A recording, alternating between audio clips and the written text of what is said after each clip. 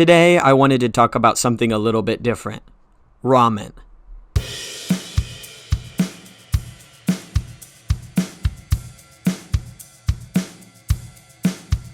It's a dish with a deep dichotomy, inside and outside of Japan. For much of the world, ramen is the classic struggle meal, a favorite of students and broke people of all kinds. A remarkably simple kind of noodle soup that can be prepared in a matter of minutes, with a microwave or a single pot on the stove. But as most people with even a casual interest in Japanese food probably know, ramen is so much more than just that.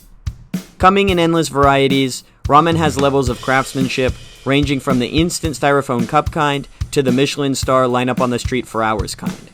Ramen in Japan is everywhere, delicious, and arguably the go-to fan favorite meal of the people's soul food of the country.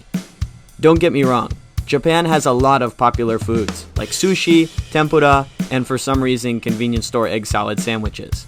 But ramen has a certain accessible, down-home quality that other foods just can't match. There's a die-hard fan culture for ramen that just isn't there for other foods. I've heard people endlessly discuss and debate about their favorite ramen shop, but I've never heard anyone get in an argument about which local Odin spot is the best. The kind of ramen that comes in a bowl instead of a cup has started to become more and more popular outside of Japan in recent years. New ramen restaurants are opening in cities all around the world, and exposure online has started to show this dish for what it really is. But despite this growing popularity, there's a very specific kind of ramen that's flown under the radar. It's my favorite kind of noodles, and probably my favorite Japanese food in general, but for some reason, it has yet to hit the mainstream. I'm talking about jirokei ramen.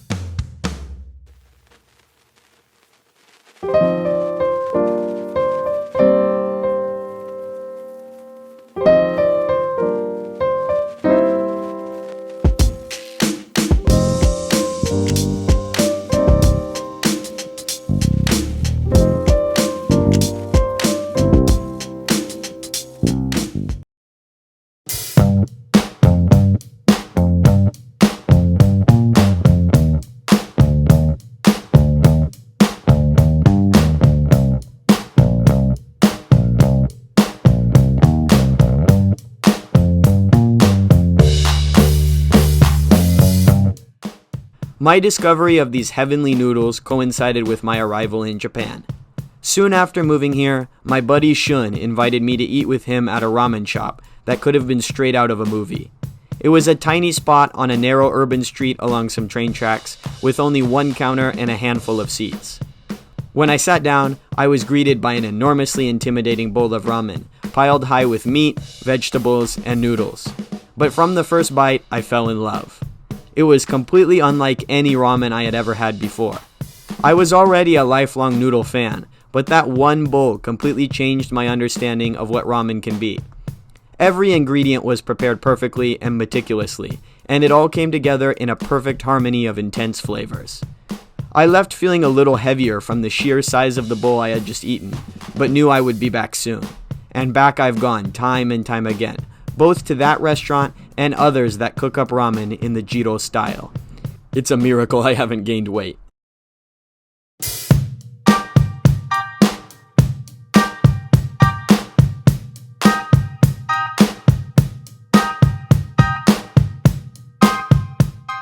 The humble beginnings of jirokei go all the way back to 1968, when a man by the name of Yamada Takami opened Ramen Jiro in Tokyo.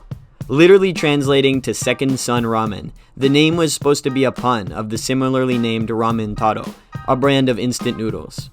Originally, Yamada's knowledge of ramen was limited, and he struggled to create an enticing menu and keep the business afloat.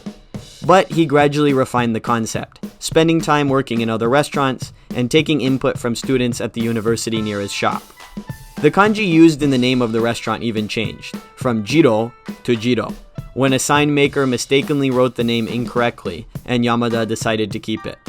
Eventually, the Ramen Jiro recipe became what we know today, and the restaurant achieved cult status, especially among students and young people.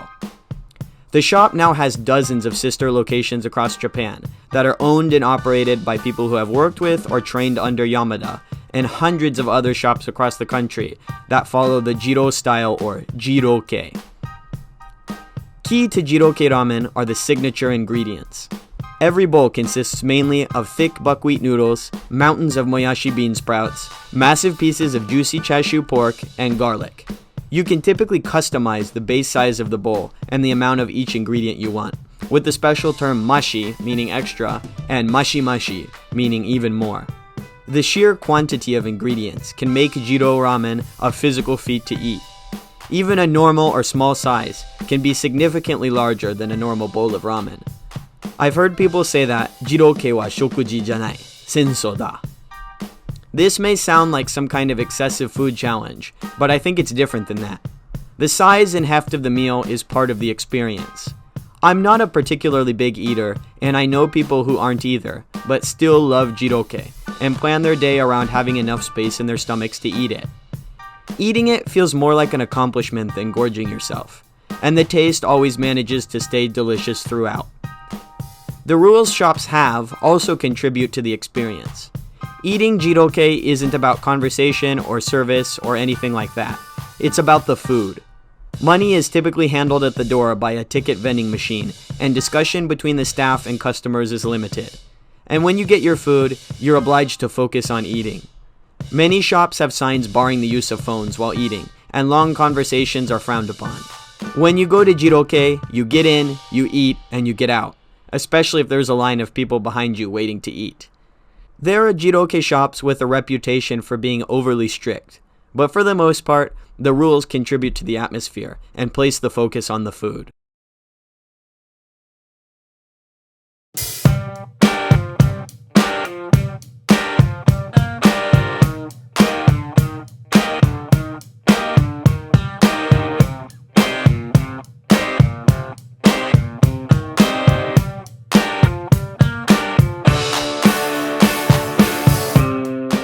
My favorite jirokei restaurant, which is also the first one I ever went to, is a place by the name of Yume Katare, literally meaning speak your dreams.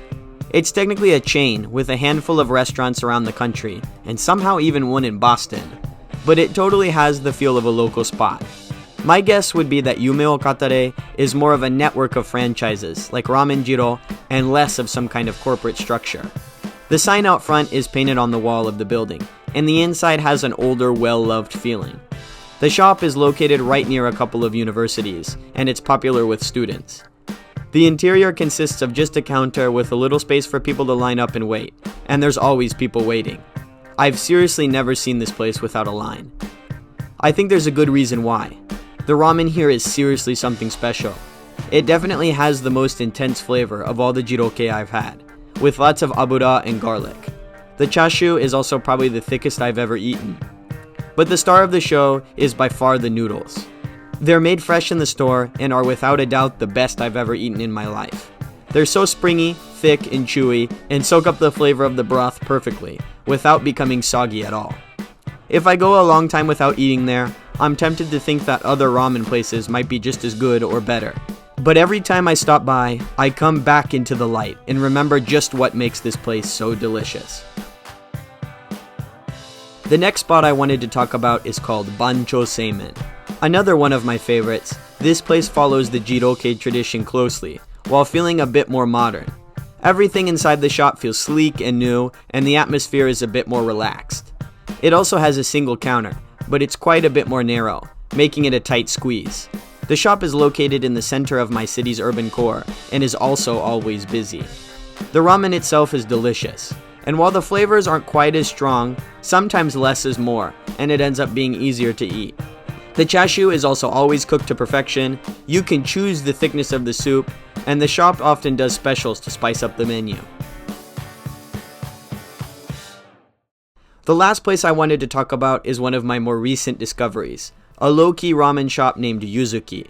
It's set in a slightly less urban area than the other two, and is the only of the three to have tables like a regular restaurant while allowing you to order on a tablet from your seat.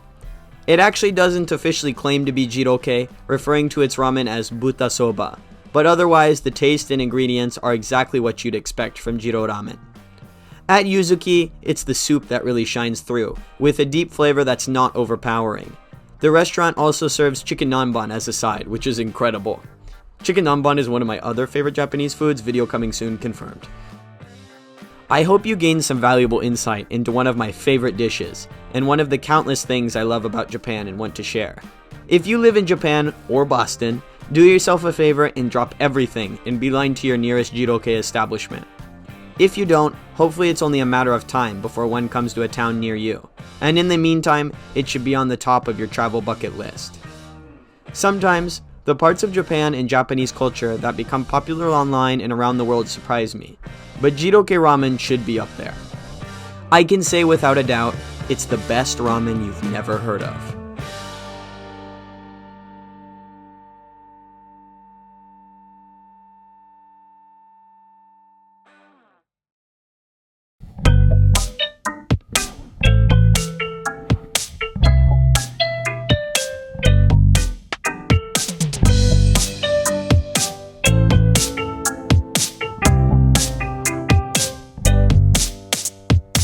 Do you like the garlic? Of course, it's natural antibiotics.